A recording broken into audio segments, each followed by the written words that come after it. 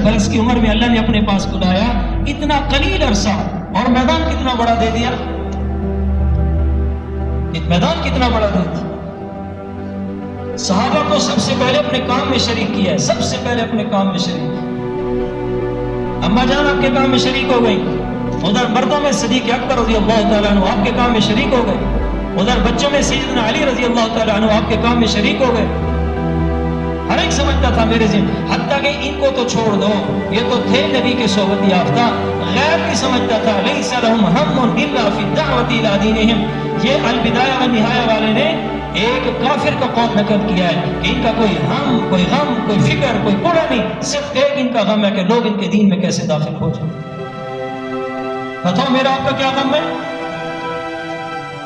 हम तो भूल भुलैया कर बैठे, मंजिल ही भुला बैठे।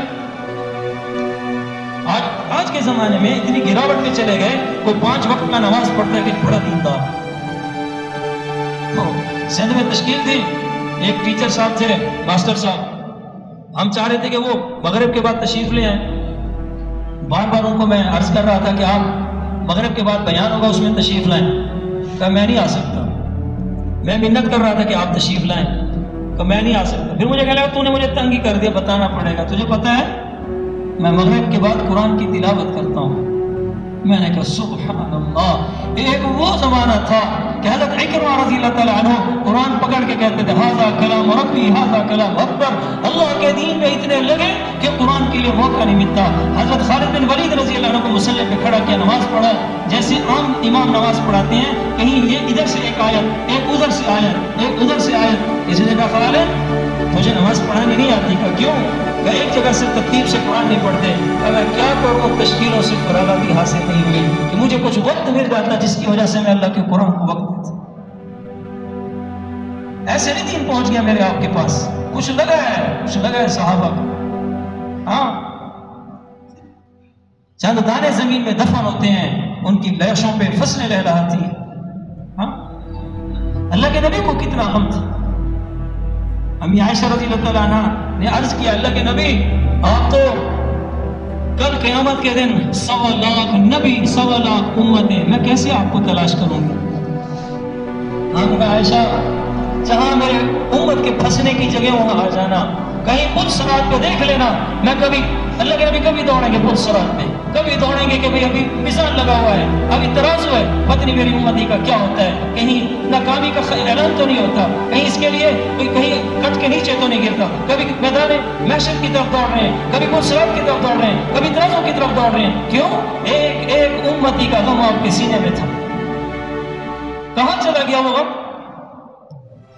आज गम बदल गए। आज हमारे शौक बदल गए। हज़रत खालिद बिन वलीद रज़ी अल्लाह अन्हु का शौक देखो, मेरा दिल करता है सर्दी की रात हो, सर्दी की रात हो, उधर मुझे बशारत हो गया है खालिद तेरी शादी करते हैं अरब की खूबसूरत लड़की से, और इसकी भी बशारत दी जाए कि उस लड़की से तुम्हारा लड़का पैदा होगा। ये मुझे वो रात महबूब नहीं है, मुझे तो वो रात महबूब है सख्त सर्दी की रात हो, ऊपर से बारिश भी हो रही हो, मैं अल्लाह के रास्ते में हूँ, मेरे सर के ऊपर ढाल हो, सारी रात उस बारिश के अंदर अल्लाह के रास्ते में भीगो, फिर सुबह अल्लाह के रास्ते में क़िताल करो। मेरा तो ये शौक है। कहां चले गए वो शौक? हमारे तो शौक बदल। आपके सीने में ये मुबारक गम था। कितना बड़ा हक है अल्लाह के नबी का मेरे आपके ऊपर। बताओ कौन रोया है जितना अल्लाह के नबी मेरे आपके लिए रोए हैं। उनका खून बहा, उनका पसीना बहा, उनके आंसू बहे इस उम्मत के लिए। आखिरी वक्त में भी उम्मत कोई वक्त ऐसा तो हो जिसमें उम्मत को भूले हो। हर वक्त आप अपनी उम्मत के बारे में फिक्र रहे। आखिरी वक्त जब हजरत फातिमा ज़हरा रज़ी अल्लाह तआला अन्हा को बता दिया कि मुझे अल्लाह ने बुलाया, मैं जाने वाला हूँ, और वो रोने लगी, उधर पहला बोल दिया था हजरत खदीजा के सामने, ला राहत बअदल यौम, कि आज के बाद मेरी राहत नहीं। अब कहा ला करबा लि अबी की बअदल यौम, ओ फातिमा आज के बाद तेरे बाप को अब कोई गम नहीं। जो गम करना था मैंने कर लिया, जो उम्मत के लिए मांगना था नाफरमान था, जिसको अल्लाह ने इबरत का निशान रखा था।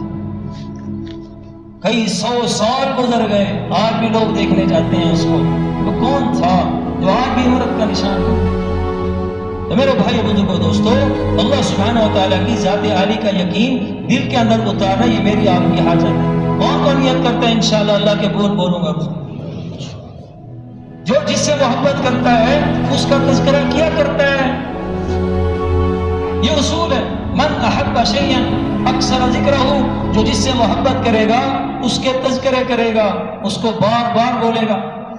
ہمارے استاد جی ہیں رائمنڈ کے اندر، اگر میری تشکیل ہو گئی انڈیا کے اندر میں نے تعارف کیا نہیں ساتھ والے سے، اور میں نے دعوت شروع کر دی۔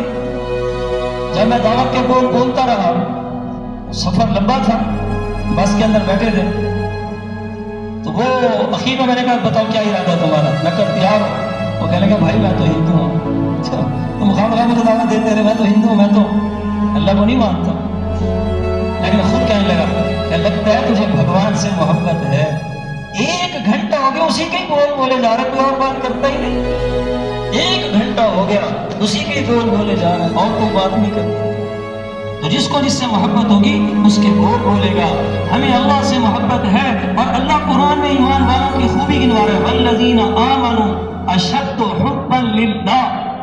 علماء سمجھتے ہیں اس میں تفضیل ہے، اشد حبا کہ ایمان والے اللہ سے شدید محبت کرتے ہیں، اللہ سے بہت محبت کرتے ہیں۔ اور یہ بھی قاعدہ ہے جس کو جس سے محبت ہوتی ہے اس کی اتباع کرتا ہے۔ ہاں شاید کہ لو کان حبک صادقا لاطعته ان المحب لمن يحب مطیع، جو جس سے محبت کیا کرتا ہے اس کی مانا کرتا ہے۔ ہاں اگر تیری محبت سچی ہوتی لاطعته، پکی بات ہے تو اس کی تابعداری کرتا۔ اللہ سے محبت کی علامت کیا ہے؟ اللہ کی تابعداری کرنا۔ وہ اللہ جس نے مجھے آپ کو پیدا کیا، جو روزی دینے والا، صحت دینے والا، ہمارے رگ رگ کا، خون کے قطرے قطرے کا مالک، ہماری دنیا کا مالک، ہماری آخرت کا مالک، ہم پہ اپنی رحم کو برسانے والا، اپنی رحمت کو، برکتوں کو پھیلانے والا، کیا خیال ہے اس کی نافرمانی کرنی چاہیے، اس کی تابعداری کرنی چاہیے؟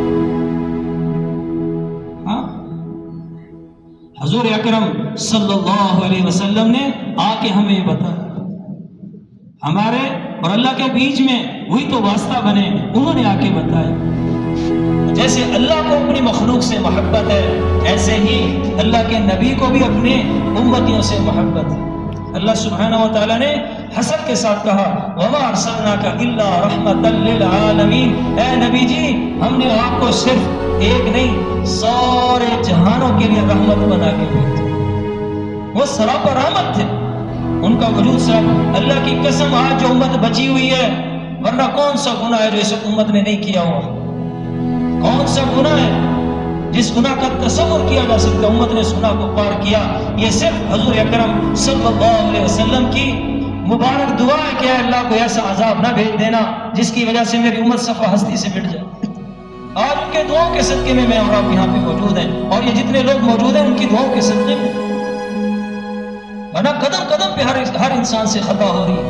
وہ تو اللہ خود فرماتے ہیں کہ کل الناس خطاؤن، سارے لوگ خطا کار ہیں، خیر الخطائین توابون، بہترین خطا کار وہ ہیں جو توبہ کرنے والے۔ حضور اکرم صلی اللہ علیہ وسلم کتنے اس امت کے لیے آپ کے سینے میں غم تھا، یعنی جب تک آپ عبادت کرتے رہے، لیکن جو ہی آپ کو حکم ملا دعوت کا اور آپ آئے ہیں سب سے پہلے اماں جان کے پاس، اماں خدیجہ الکبریٰ رضی اللہ تعالی عنہا، ان کے پاس انہوں نے تسلی دی۔ آپ کے الفاظ کیا تھے؟ لا راحت بعد اليوم، اے خدیجہ آج کے بعد میرے لیے راحت نہیں رہی، مجھے تو اللہ نے بہت بڑا حکم دے دیا۔